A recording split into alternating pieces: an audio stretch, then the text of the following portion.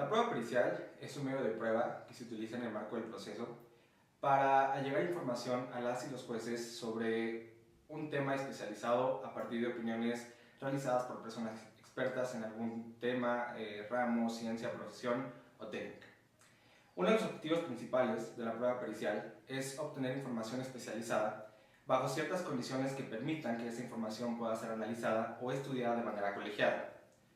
En el marco de la prueba pericial es importante tomar en consideración que esta tiene que ser estudiada de manera colegiada. ¿Qué quiere decir esto? La prueba pericial implica que la información que se emita o que se aporte en el marco del proceso pueda ser estudiada por diferentes personas para que el juez o la jueza pueda tener mucha más información al momento de decidir. Asimismo, el hecho de que la prueba sea colegiada permite una apertura mucho más democrática de participación de informaciones y de conocimientos especializados que brindarán la posibilidad de asegurar los derechos fundamentales de personas que intervienen en el marco del proceso, como pueden ser las niñas y los niños. Es importante distinguir entre una prueba pericial y una opinión técnica, pues aunque en el marco del proceso puedan existir algunas otras opiniones o informaciones aportadas por especialistas, la prueba pericial cumple con objetivos específicos que se resumen en 5 puntos principales. Es importante tomar en consideración que la prueba pericial es una prueba realizada específicamente en el marco del proceso. Es decir, la prueba pericial no aporta un estudio únicamente abstracto o general de un tema en específico, sino que implica la identificación de elementos particulares en cada caso concreto. Asimismo, la prueba pericial funciona a partir de preguntas específicas. Es decir, esto habla de la individualidad y la particularidad del caso que se analiza, pues las y los peritos tienen que responder a una serie de cuestionamientos específicos en el marco del caso que se estudia. Asimismo, la prueba pericial, al ser colegiada y aunque intervengan varias personas especializadas, tienen que versar sobre la misma materia. Es decir, en el caso, por ejemplo, de menores de edad o de divorcio o de violencia familiar, no es posible hacer una prueba colegiada respecto de materias distintas como psicología o psiquiatría. Por eso es importante que las personas que intervengan en la producción de la prueba pericial tengan los mismos conocimientos en cuanto a disciplina se trate. Esto nos lleva a mencionar que la confiabilidad de la prueba pericial no radica exclusivamente en la materia o ciencia que se estudia. Es decir, tratándose de disciplinas o de ciencias exactas como las matemáticas o la física, el resultado de la prueba pericial puede ser muy concreto y puede ser establecido a partir de mecanismos o de estándares muy específicos. Sin embargo, cuando se trata de otras disciplinas como la psicología o ciencias sociales, el nivel de confiabilidad o credibilidad de la prueba puede variar un poco. Por eso es importante abrir paso a otros elementos de validez y confiabilidad de la prueba pericial que se asocian un poco más al carácter o a las condiciones de los propios peritos, así como los dictámenes que se realizan en el marco de la producción de esta prueba pericial. Ahora bien, en cuanto a los elementos de validez y confiabilidad, uno de los elementos principales que se deben de tomar en consideración en el marco del propio proceso es el perfil de las y los peritos que intervienen en la producción de esta prueba pericial.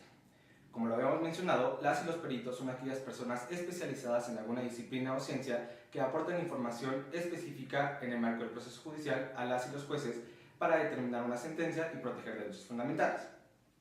Si bien en el marco de nuestra legislación únicamente se establece como requisito para fungir como perito o perita el tener una licenciatura, en el marco de la protección de los derechos humanos y desde un enfoque de derechos fundamentales, vale la pena que las y los jueces puedan tomar en consideración otro tipo de características. Por ejemplo, el grado de especialidad que cuente el perito, pues no es lo mismo una persona, por ejemplo un médico cirujano, que un médico especializado en la atención de niñas y niños como un pediatra o en el caso de adultos mayores como un médico geriatra, ¿no? También es importante tomar en consideración el nivel de certificación con la que cuenta esta persona o este perito. Vale la pena señalar que si los jueces toman en consideración que este perito puede tener un mayor nivel de certificación en instituciones privadas, nacionales e internacionales, es muy probable que su nivel de especialización sea mucho mayor. También otro de los elementos que es importante analizar es la experiencia con la que cuenta el perito al momento de realizar este tipo de estudios especializados. Un ejemplo muy claro es en el de tortura.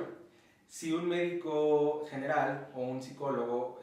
ha practicado con anterioridad protocolos de Estambul, es posible apreciar que tiene mucho más experiencia en el conocimiento de estos temas asociados a tortura que un médico general. Y por último, un elemento que también vale la pena traer a colación es la cantidad de estudios académicos o de publicaciones con las que cuenta el perito en el grado o en la materia de su especialidad. Estos elementos en su conjunto integran el perfil o un perfil mucho más amplio de los peritos, independientemente o de manera adicional al nivel de licenciatura que cuenta o que exige la ley. Ahora bien, otro de los elementos importantes tiene que ver con la imparcialidad. La imparcialidad de los peritos implica que ellos se encuentren ajenos o externos a cualquier posible injerencia que pueda afectar el desarrollo o la realización de los estudios especializados. Es importante señalar que las y los peritos deben de contar con una imparcialidad tanto objetiva o subjetiva. ¿Qué quiere decir esto? Implica que los peritos deben de ser libres de cualquier posible injerencia externa o cualquier posible presión por parte de las y los jueces o por parte de las partes que proponen a los peritos. Asimismo, deben de procurar ser libres de cualquier estereotipo o de cualquier injerencia preconstruida que pueda afectar el desarrollo y por lo tanto la conclusión de los estudios que se analicen. En este punto es importante tomar en consideración o traer a colación la distinción que en el marco de las reglas procesales se ha hecho respecto de los peritos. Como es bien sabido, existen peritos procesales o peritos de oficio y peritos de parte. En el marco de los procesos judiciales es común que se crea que los peritos oficiales o los peritos propuestos por las y los jueces presentan un mayor grado de confiabilidad en la medida en que no tienen o no son propuestos por las partes que intervienen en el proceso. Sin embargo, es importante tomar en consideración que esto no es necesariamente cierto, sino que las y los jueces tienen la obligación de considerar de manera integral tanto el perfil del perito, de la persona que funja como perito, como del nivel de especialidad, los grados académicos, los estudios y el propio conocimiento que esa persona pueda llegar a tener del caso. Por lo tanto, el hecho de que existe una presunción de que los peritos de parte presentan una menor imparcialidad para atender el caso no necesariamente resulta cierto, sino que los jueces tienen esta obligación en el marco de la debida diligencia de analizar cada una de las particularidades o características de las y los peritos. Asimismo, otro de los temas que se consideran importantes analizar en el marco de la imparcialidad es la adscripción de ciertos peritos a instituciones públicas o privadas.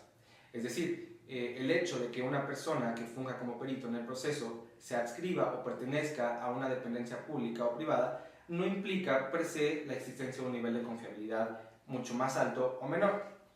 Para citar un ejemplo, podemos señalar el mismo caso de tortura. Tratándose de casos de tortura, es común que los peritajes que se realicen para la aplicación de protocolos de Estambul o para la identificación de problemáticas asociadas a salud física o psicológica provengan de peritos que forman parte de las procuradurías que también son parte del Estado, ¿no? Si los peritajes realizados en el marco de estos protocolos de Estambul son realizados por personas o especialistas que forman parte de la estructura del Estado a quien se denuncia que cometió la tortura, es probable que exista un elemento de imparcialidad que los jueces y juezas deben de tomar en consideración para excluir esta prueba pericial y optar por la realización o la participación de personas externas que cuenten con los mismos conocimientos.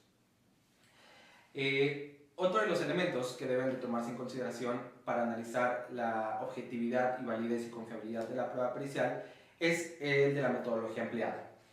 Si bien las y los jueces pueden no tener un conocimiento exhaustivo sobre las materias de las que versa el peritaje, sí deben de tomar en consideración la manera en que éste se realiza.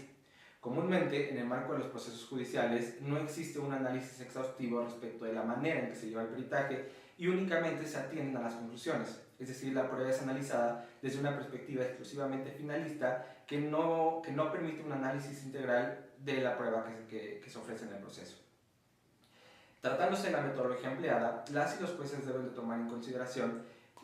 no solamente las características del perito o la confiabilidad que éste pueda tener, sino también todos aquellos pasos que los peritos realicen para llegar a las conclusiones planteadas.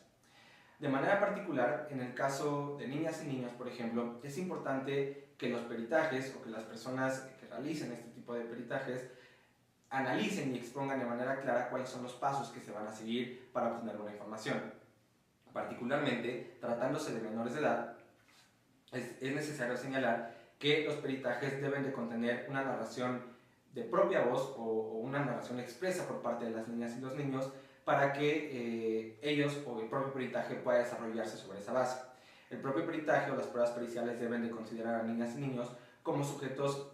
autónomos y como sujetos partícipes del proceso a fin de que no se les considere exclusivamente como objetos de protección, sino como sujetos capaces de intervenir en la propia determinación de sus derechos. En este modo,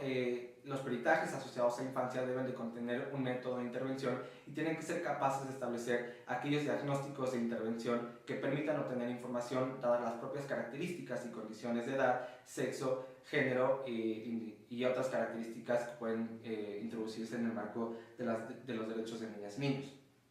Asimismo, es importante señalar que, igual tratándose de casos de infancia, las y los peritos deben establecer las técnicas para el registro de las prácticas que se realizan en el marco de los peritajes.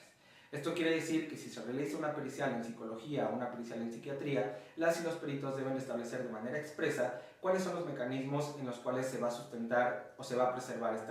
esta prueba a fin de no incurrir en mecanismos de relativización. Es importante señalar que tratándose de niñas y niños y a partir de un enfoque reforzado, las pruebas periciales deben de estar sustentadas en mecanismos de videograbación que permitan analizar la prueba cuantas veces sea necesaria, pues el enfoque reforzado de protección a niñas y niños impide que dichas pruebas periciales y cualquier otra prueba que pueda afectar los derechos de niñas y niños se repita, generando una afectación a su integridad psicológica, emocional e incluso física. Por otra parte, la metodología empleada por las y los peritos debe ser capaz de señalar aquellos elementos que puedan afectar la confiabilidad o objetividad de la prueba pericial, tales como la modificación de las circunstancias de tiempo, modo y lugar, o el transcurso del tiempo y demás. Por último, la propia metodología para la realización de peritajes especializados en materia de infancia tienen que tomar en consideración el hecho de señalar cuáles son las pautas o las escalas para la evaluación de aquellas técnicas o encuestas o pruebas psicológicas o psicométricas. Es decir, en este punto, las y los peritos deben de señalar de manera expresa a las y los jueces la posibilidad de que existan distintas formas de evaluación. Es aquí donde entra o donde juega un papel importante la prueba colegiada. El hecho de que la propia metodología sea analizada y expresada de manera clara en el peritaje asegura la posibilidad de que esas pruebas puedan ser estudiadas de manera colegiada y contribuye a la posibilidad de contradecirlas en el marco del proceso. Todo ello no solamente redunda en la apertura democrática del proceso, sino también en la protección y aseguramiento de los derechos de las propias niñas y niños. Otro de los elementos que suele suceder en el marco de las pruebas periciales y que es importante destacar es la relación que existe entre las conclusiones derivadas del dictamen pericial y la propia metodología. Es decir, en la medida en que las propias pruebas periciales sean capaces de establecer la manera en que se desarrollan, será posible entonces entender de manera mucho más integral las conclusiones. En este punto, las y los jueces deben de ser conscientes que las conclusiones, si bien forman parte fundamental de los dictámenes periciales, ellos tienen que analizar a la luz de la propia metodología y de los estudios realizados. Esto con el objetivo de que las y los jueces tomen en consideración no solamente los resultados que puedan arrojar el dictamen, sino también el contenido integral del dictamen para la protección de los derechos de niñas y los niños. En este punto, las conclusiones derivadas del dictamen pericial tienen que tener una relación estricta y necesaria de la metodología empleada en el marco del dictamen pericial.